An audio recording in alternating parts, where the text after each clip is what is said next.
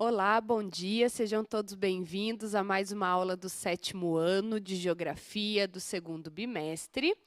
Hoje nós temos uma aula sobre povos indígenas no Brasil, territórios e direitos. Mas não estou sozinha, eu estou aqui na companhia da professora Andréia Cardoso. Bom dia, professora. Bom dia, professora Milene, como vai? Vou muito bem. Bom dia, estudantes, professores, PCNPs que nos acompanham em mais uma aula do 7º ano. Muito bem. Então, para essa aula de hoje, nós vamos ter uma aula que vai falar aí sobre os povos, nós vamos falar sobre várias características, Mas para isso é importante, estudante, que você anote algumas informações, Então, lembrando que essa aula ela é uma aula feita em contribuição com a equipe curricular de Geografia, a professora Andréia, que é a professora regente da aula, eu que sou a professora Milene, que também apoio nas ações, a professora Mariana, que vocês já conhecem através dos vídeos, e o professor Sérgio Luiz Damiati, que também nos apoia aí nas nossas ações. Então, nós vamos agora para o que nós vamos trabalhar no dia de hoje. É importante que vocês anotem essas informações. Então, lembrando que é uma aula do 7º ano, 2º bimestre, E nós temos aí duas habilidades que serão trabalhadas no dia de hoje. Então, identificar e selecionar em registros históricos geográficos características dos povos indígenas, comunidades remanescentes de quilombolas, povos das florestas e do cerrado, ribeirinhos e caiçaras, entre outros grupos sociais do campo e da cidade em diferentes lugares e tempos.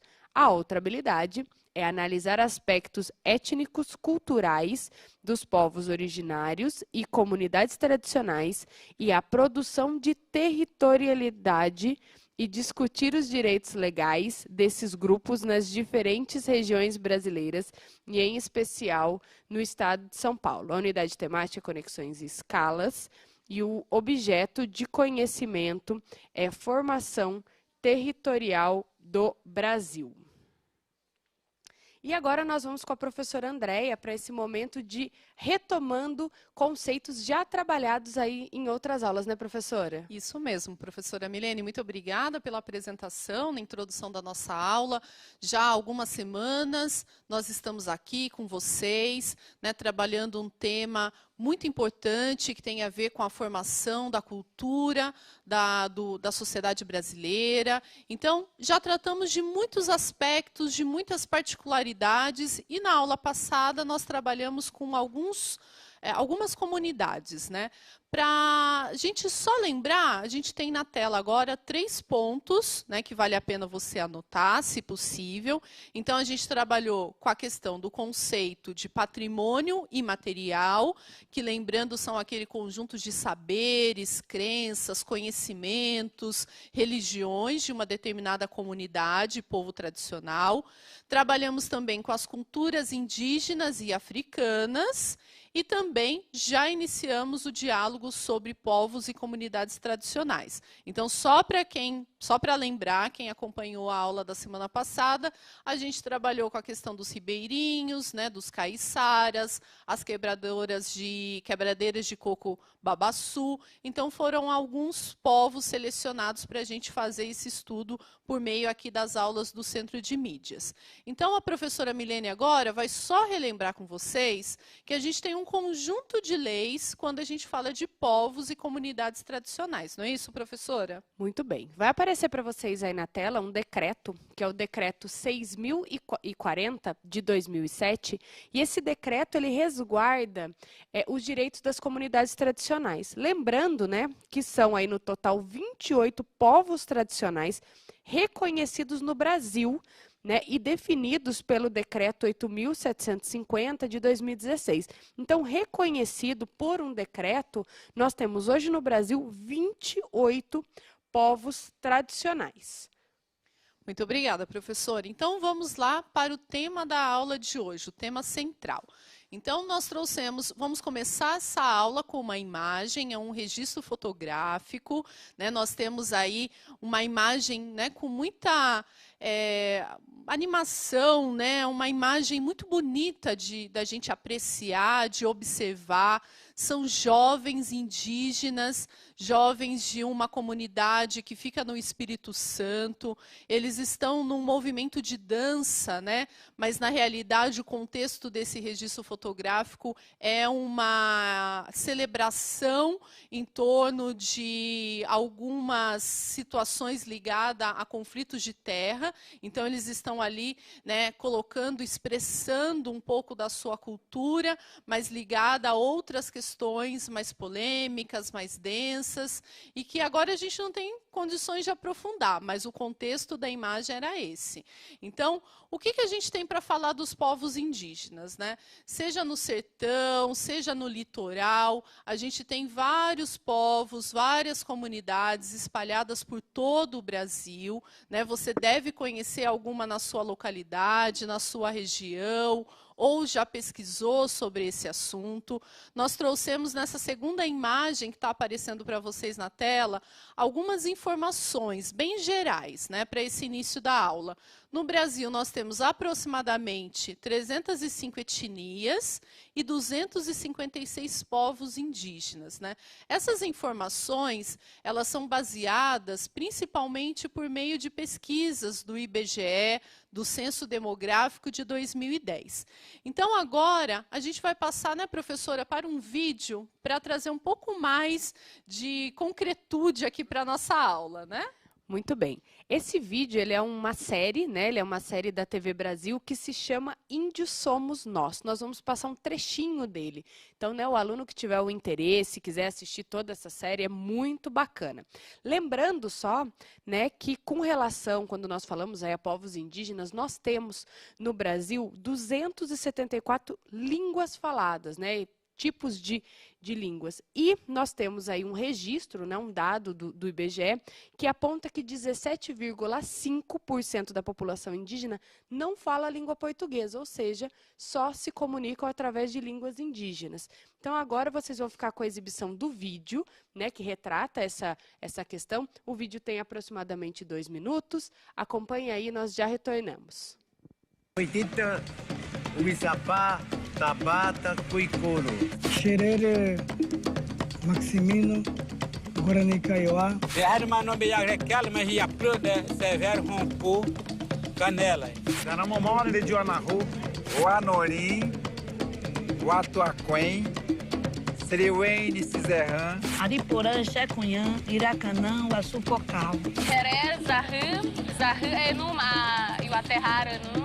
Inidibene Bepcaruinti. Cortu, Raoni Pataxó. Eu falo a língua Macro-G, que é uma língua que o tronco linguístico é diferente, né, de português e outros. Eu falo a minha língua, né, que é terena, e meus filhos também já estão falando, né, para não perder, né, perder a nosso idioma, a nossa língua. Todos os guajajaras falam tupi-guarani, que é a nossa língua mãe, nossa língua nativa. E eu acredito que são um povo forte, né, por manter a tradição. Uma outra coisa muito forte para nós é essa biculturalidade, que a gente consegue viver na nossa cultura indígena, né, materna, quen, e também conseguimos conviver, falarmos a segunda língua, português, e dialogarmos praticamente de igual para igual, né? Então, assim, é bastante interessante isso, é uma habilidade. O povo Pataxó hoje tem a sua cultura ainda bastante forte, né? Uma das nossas maiores lutas é o processo de colocar em prática a língua materna, né? Que é o Pachorrã, né? A língua do povo Pataxó. É difícil, né? Porque hoje a gente vive num mundo de muitas culturas, né? Principalmente cultura que são culturas predatórias, né? Olá, voltamos aqui para o Centro de Mídias, né? Você está conosco aqui na aula de Geografia do 7º ano. Então, vocês assistiram um trechinho de uma série, né, que é muito importante, se possível, acesse nos canais de comunicação O nome da série é Índios Somos Nós, da TV Brasil. E aí você vai poder conhecer um pouco mais das particularidades de alguns povos indígenas no Brasil. Então, resumidamente, nós temos várias culturas, né, quando a gente fala em povos indígenas, várias etnias, cada uma tem a sua organização, né, o seu modo de vida. Daqui a pouquinho a gente vai tratar um pouquinho dessa relação do indígena com o seu território. Então, são pontos importantes aqui para a nossa aula. Agora a gente tem uma nuvem de palavras, né, que a gente destaca para vocês um pouquinho dessa diversidade. Então, fica aqui o nosso convite para vocês continuarem as pesquisas. A gente destaca na tela, né, os Chavantes, Guaranis, os Pataxós. São alguns povos indígenas do Brasil, né, algumas mais numerosas do que outras, que vocês podem pesquisar e conhecer um pouco mais. Não é isso, professora? Muito bem. E para esse momento, nós vamos agora para uma atividade. Então, vocês acompanhem a leitura aí junto comigo. Então, atividade 1. Existem povos indígenas no seu município e ou na sua região? Né? Se sim, o que você sabe sobre eles? O que você sabe sobre esses povos indígenas da sua cidade ou da sua região? Então, nós vamos deixar esse questionamento para vocês por 2 minutos. Aproveite esse momento, utilize o chat aí de forma consciente, né? Coloque suas contribuições. A gente quer saber um pouco do que você já sabe sobre essa temática, se tem ou não povos indígenas na sua cidade, na sua região. Então, esse é um momento muito importante. Vai ficar por 2 minutinhos e nós já retornamos. Muito bem, estamos de volta. Tivemos várias contribuições aqui, né? O questionamento, ele perguntava se existe aí na sua região, né, comunidades indígenas, né, se sim ou se não, e quais eram, que você sabe sobre elas, né? Boa parte dos alunos colocaram que não sabem, que eu acho que fica até uma dica aí para vocês pesquisarem, né? Se realmente tem ou não na sua cidade ou na sua região. Mas nós tivemos contribuições super bacanas aqui, professora. Nós tivemos a Isadora, que colocou que na cidade dela, ela não sabe, mas ela já estudou e sabe que no estado dela, que é o estado de São Paulo, tem. Já a Dandara colocou que hoje na cidade dela não tem, mas que ela já aprendeu durante as aulas que no passado tinha sim comunidades indígenas na cidade dela. A Samara colocou que sim, inclusive que alguns têm até acesso à internet, smartphone, né? E a professora Adriana colocou que na cidade dela sim, e são os índios Pataxós. Nossa, muito bom. Muito bom saber o quanto vocês, né, estão cada vez mais participativos, atentos às aulas. É importante mesmo a gente, se a gente não sabe agora, a gente vai pesquisar, vai descobrir, vai conhecer cada vez mais todas as comunidades e os povos que a gente está tratando aqui na aula de geografia. Então, para ajudar vocês, a gente preparou 2 telas, né, com algumas informações. A gente não tem condições de aprofundar os conhecimentos sobre tudo isso, mas eu gostaria de destacar alguns municípios, né, do estado de São Paulo, que vocês vão encontrar mais informações sobre esses povos. Então, acompanhem conosco na tela. Então, a gente tem, por exemplo, aldeias no município de Tupã, no município de Peruíbe, que fica mais no litoral. Na próxima tela, a gente tem também outros 3 destaques, né, que ficam no município de São Paulo, no município de Avaí, em Mongaguá, também no litoral, e tantos outros exemplos. Daqui a pouquinho a professora Milene vai dar uma dica para vocês de como a gente, por meio de representação cartográfica, não é isso, professora? A gente consegue saber um pouco mais a localização e obter mais informações sobre esses povos. Agora nós trouxemos um vídeo da professora Beatriz, que trabalha aqui na Secretaria de Educação conosco. Ela é especialista na educação escolar indígena e quilombola, e ela vai trazer algumas informações, né, para que vocês conheçam um pouquinho mais a nossa rede de ensino no estado de São Paulo, e que também a gente tem escolas indígenas e quilombolas. O vídeo tem aproximadamente 3 minutos, então fique atentos e anote as informações principais. Já voltamos. Olá a todas e todos, meu nome é Beatriz Santana, eu sou professora de História aqui da rede estadual. e atualmente eu estou atuando como técnica de educação escolar quilombola e educação do campo pelo Centro de Inclusão Educacional, o SINC, do Departamento de Modalidades e Atendimento Especializado da Coordenadoria Pedagógica. O SINC, né, que é o Centro de Inclusão Educacional, ele faz o acompanhamento pedagógico tanto da educação escolar indígena como da educação escolar quilombola, entre outras. Aqui no estado de São Paulo, a gente tem algumas escolas que ficam dentro de territórios quilombolas e outras que ficam dentro de terras indígenas. As escolas que fazem o atendimento, que estão dentro das terras quilombolas, elas atendem os alunos, os estudantes daquela comunidade ou das comunidades que ficam ao entorno.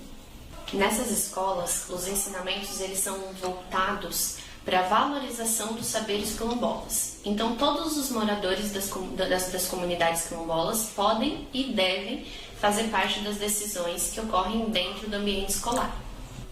Aqui no estado de São Paulo, essas escolas quilombolas, elas estão localizadas numa região que chama Vale do Ribeira, que fica no sul do nosso estado. Porém, existem comunidades quilombolas em outras regiões, por exemplo, como o Litoral Norte, ou em outros municípios, como por exemplo São Roque, Itapeva, Itatiba, Pilar do Sul e Salto de Pirapora. Nas escolas que ficam dentro dos territórios indígenas, os saberes também são voltados para a valorização de cada uma das etnias. Aqui no estado de São Paulo, a gente faz o atendimento das etnias Tupi, ou Guarani-Mindeua, Guarani-Mimbiá, Krenak, Terena e Caingangue.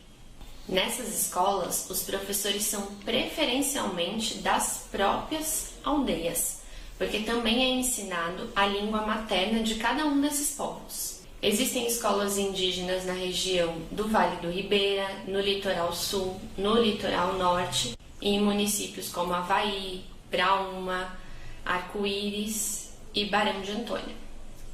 Tanto a educação escolar indígena como a educação quilombola valorizam a memória coletiva e as práticas culturais dessas populações, bem como suas tecnologias e suas formas de produção de trabalho. Seus repertórios orais, festejos e tradições contribuem para o reconhecimento e continuidade das comunidades, a fim de perpetuar suas memórias. Um ponto bacana de comentar com vocês é sobre a relação desses povos com o território. Tanto os povos indígenas como os quilombolas são povos que lutam historicamente pelo direito à terra. Seus territórios dizem respeito não somente à propriedade da terra, mas a todos os elementos que fazem parte de seus usos, costumes e tradições. O modo de plantar, o modo de colher, de pescar, de ocupar com festas, rituais e de viver e interagir naquele meio ambiente. Tanto os indígenas como os quilombolas, eles valorizam seus territórios e os recursos ambientais que estão à sua volta. Então, eles preservam o meio ambiente, promovendo a sustentabilidade socioambiental e cultural das suas comunidades. Eu espero que essas informações contribuam com vocês. Até logo e bons estudos! Muito bem, estamos de volta. Eu gostaria de agradecer, a professora Beatriz e a professora Laís Modesto, que se organizaram, que receberam esse convite para fazer esse vídeo, que se organizaram e ficou super bacana aí para a gente entender um pouco mais dessa dinâmica, E só trazer algumas contribuições daquele outro questionamento, se na sua região, na sua cidade, aí tinha comunidades indígenas. Depois nós conseguimos pegar algumas respostas que eu acho que a gente não pode deixar passar, sabe, professora? Isso mesmo. Gostaria de agradecer muito ao Santiago, que colocou que a avó dele é índia, e, inclusive, é baiana, Então, olha que bacana. O Lenon colocou que... vamos ver se eu consigo falar o nome da cidade. Como que é? Pariqueraçu? Pariqueraçu. Que em Pariqueraçu tem Tupi-Guarani. Preciso até fazer... quase um trava-línguas, Eu acho que está certo, não sei. A gente acha que o professor Josias colocou uma contribuição super bacana e a Samira colocou que na cidade dela não tem, mas ela queria muito que tivesse, porque ela queria estudar e ela queria conhecer um pouco mais sobre essa cultura. Também achei super bacana. E nesse momento, né, a gente já dando um gancho, nós vamos para uma problematização. Vai ficar para vocês na tela, só que não vai ficar por alguns minutos. Vocês vão respondendo já imediatamente no chat. Então o chat vai estar aberto, eu vou conversando com vocês e vocês já vão respondendo diretamente. Então acompanhem aí na tela de vocês a nossa problematização. Então ele traz o seguinte: o que você sabe sobre a distribuição espacial da população indígena nos estados e regiões brasileiras? Comente sua resposta. Só que para que a gente consiga comentar, a gente precisa entender esse mapa que está aí, né? Então, vamos observar os aspectos do mapa. Então, quanto mais escura é a cor, né, a representação aí do espaço, maior a concentração de população indígena por estado. Lembrando aí que no Brasil, né, quase 900 mil se declararam indígenas. E é importante também ressaltar que, embora só corresponda a 0,4% da população, nós temos expressivo em algumas regiões. E quando nós pensamos em cidades brasileiras, nós temos algumas cidades de destaque para a comunidade indígena, né? Então, como por exemplo, nós vamos ter aí a região norte, né, que vai abrigar a maior parcela de índios, né? Observem aí no mapa. Cerca de 37, é um slide anterior, o slide do mapa, isso. Nós vamos ter aí, né, a região norte vai abrigar a maior parcela de índios, com 37,4% da comunidade indígena. Então, essa questão que está aí para vocês, é importante que vocês anotem, conversem com os professores, né, e vão respondendo ela no chat, que daqui a pouco a gente consegue voltar com algumas contribuições. Então, só lembrando o que você sabe sobre a distribuição espacial da população indígena nos estados e nas regiões brasileiras, né? Comente sua resposta. Certo, professora? Isso mesmo, professora Milene. Então, a gente traz mais algumas informações, né? Então, vocês já têm aí a informação de aproximadamente 900, quase 900 mil pessoas que se declararam, né, relacionadas à questão indígena, e a gente traz para vocês na próxima tela um gráfico, né? Então tem várias formas da gente conhecer, né? A gente trabalha com mapas, com gráficos, com imagens. Então esse gráfico ele é sobre o número de municípios com localidades indígenas estimadas segundo grandes regiões de 2019. Então, nós temos no Brasil 827 municípios que registraram localidades indígenas. O maior destaque entre as regiões vai para o Nordeste, com 233 localidades. Então, lembrando que a gente está na região Sudeste, o estado de São Paulo, e foi registrado em torno de 146 municípios com localidades indígenas. A próxima tela, a gente teve que fazer um recorte sobre o censo demográfico de 2010, que tratou dessa questão indígena, e a gente traz mais algumas informações. Então, o estado do Amazonas, que fica na região norte, ele possui a maior população autodeclarada indígena do país. Já o estado do Rio Grande do Norte, na região nordeste, tem a menor população autodeclarada indígena. No estado de São Paulo, que fica na região sudeste, nós temos aproximadamente, né, mais de 41 mil pessoas que se declararam indígenas. Então, o censo, né, que ele acontece de tempos em tempos no Brasil, ele é super importante, inclusive, para conhecer um pouco mais sobre os povos indígenas. E agora a gente vai voltar nessa questão da distribuição espacial da população indígena com a professora Milene e com representações cartográficas. Muito bem. Antes da gente ir para essa parte, eu só queria colocar algumas contribuições aqui do pessoal para a nossa questão, né?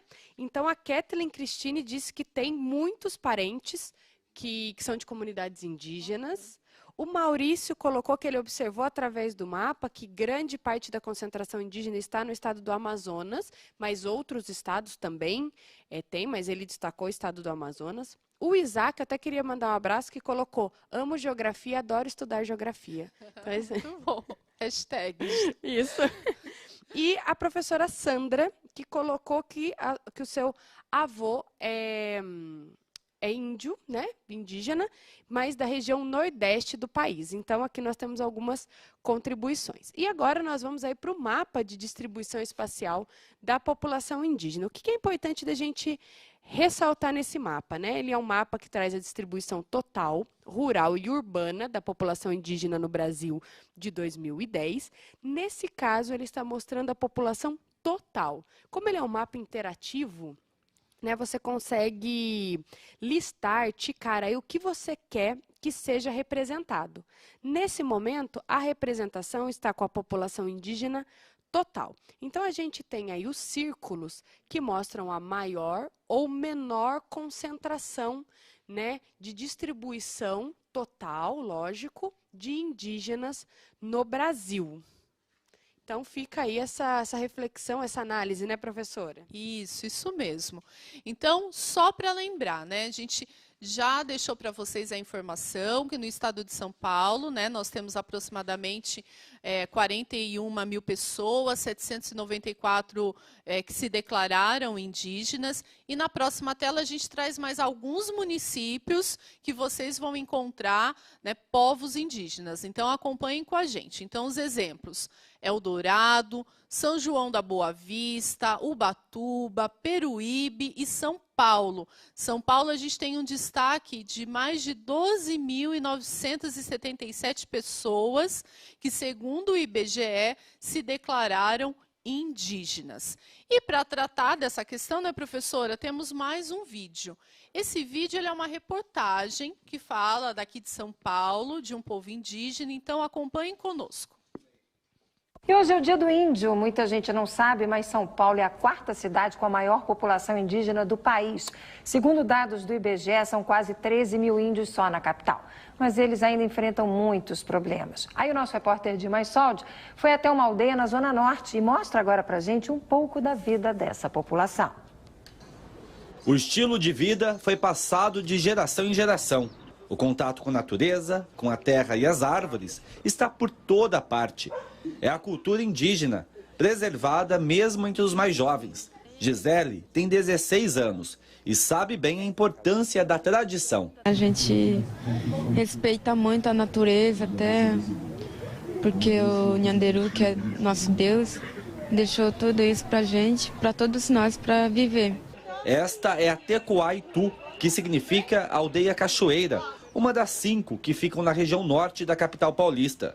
Mais de 700 guaranis vivem por aqui. Com apenas 25 anos de idade, Márcia de Aramirim é cacique da aldeia. Como aqui, essa área aqui do Jaraguá, essa aldeia Tecoá-Itu já vem de uma história de uma cacique mulher, né? Onde essa cacique ficou, tornou-se cacique aos 19 anos e ficou até o falecimento dela, né? E aí depois que ela faleceu, entrou 2 homens, né? Entrou um homem, em seguida entrou outro e acabou não dando certo. Então a comunidade, né, preferiu continuar com o cacique feminino, né? São Paulo é a 4ª cidade do país com a maior população indígena. São quase 13 mil pessoas. A grande maioria vive em áreas praticamente urbanas, mas ainda sofre com muitos problemas.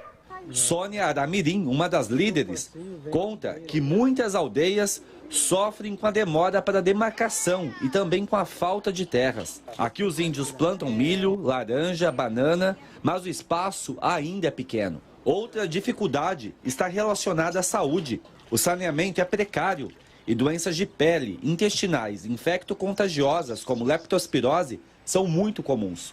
Enquanto não tiver realmente um trabalho voltado ao saneamento básico, vai continuar os problemas de doença aqui. Mesmo com todos esses problemas, a luta pela preservação da cultura indígena continua. Todos os povos indígenas, mesmo Guarani e outras culturas, já estávamos aqui quando diz que o tal do Pedro Álvares Cabral veio e descobriu, né, o Brasil. Nós já estávamos aqui, então já existia uma cultura. E a importância de manter a nossa cultura é, sei lá, manter talvez um Brasil melhor, né, longe de corrupções, de ganâncias, de tantas coisas ruins que acontecem, né? Muito bem, estamos de volta. E aí nós vamos trazer para vocês um Saiba Mais super bacana, que é aquele mapa interativo indígena que eu apresentei para vocês, né, anteriormente. Falei que vocês poderiam ticar para ver a população urbana, a população rural. Então vai ficar para vocês na tela o endereço, né, desse mapa. Ele é um mapa interativo, e também o QR Code, né, que vocês podem aí fazer o print, ou até mesmo usando aí o seu celular, seu smartphone, mirar aí para esse QR Code e ter acesso direto já a esse mapa, que é um mapa interativo super bacana. Isso mesmo, professora. Então, fica aqui, né? Você vai encontrar mais informações sobre a população total, urbana e rural, e também a questão da proporção desses povos no território brasileiro.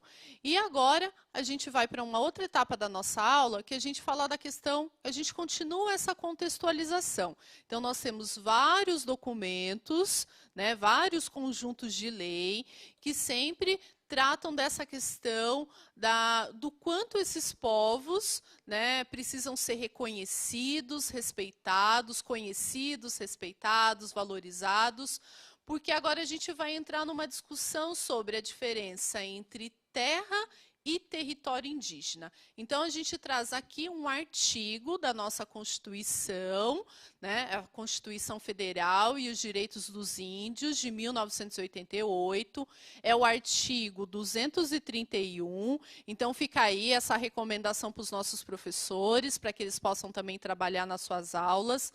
O artigo 231, ele fala que são reconhecidos aos índios sua organização social, costumes, línguas, crenças e tradições, e os direitos originários sobre as terras que tradicionalmente ocupam, competindo a União, demarcá-las, proteger e fazer respeitar todos os seus bens. Então, agora, para tentar, né, traduzir um pouquinho para vocês desse significado, a professora Milene vai chamar mais uma vez um trecho daquela série que a gente começou a aula.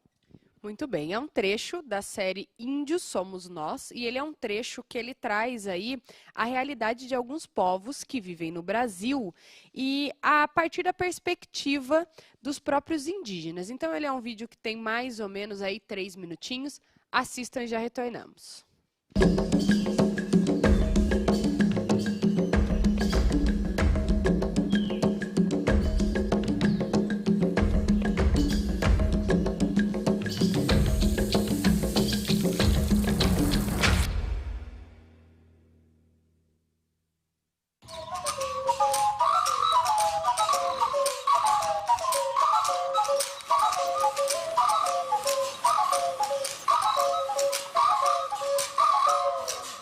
Ainda hoje tem pessoas no Brasil que acham que índio não existe mais, que não existe mais índio no Brasil. É como se fosse uma lenda.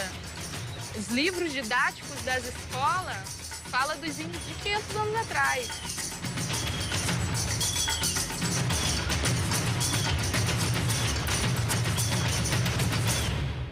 O outro pensa que só existe uma cultura só indígena, mas na verdade existe várias culturas indígenas diferentes, a língua, a dança. E existe no Brasil mais de 223 povos. Eu sou do povo Guajajara.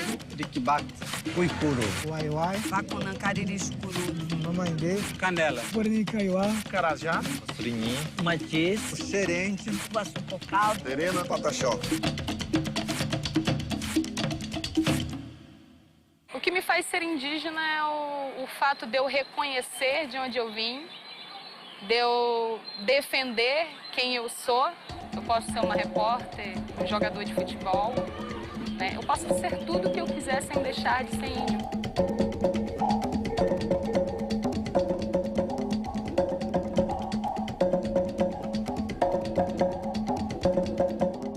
que esse é muito bom, que os nossos filhos estudem, lembrando para retornar para suas comunidades. Eu mesmo, por exemplo, já saí para fora estudar, terminei a minha faculdade, voltei de novo e eu continuo trabalhando, ajudando as crianças. É na escola que as nossas crianças começam a aprender a história do mato, a aprender os nomes dos animais, a aprender as principais raízes e folhas e caules que dão resistência para o nosso corpo. Quer dizer, medicamentos da floresta.